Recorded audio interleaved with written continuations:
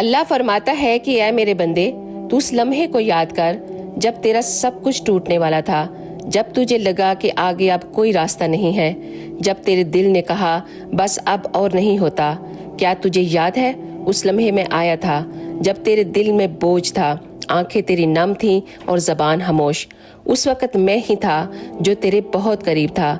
میں نے تجھے ٹوٹنے نہیں دیا، بلکہ اس ٹوٹے ہوئے کو تیری ہمت بنا دیا۔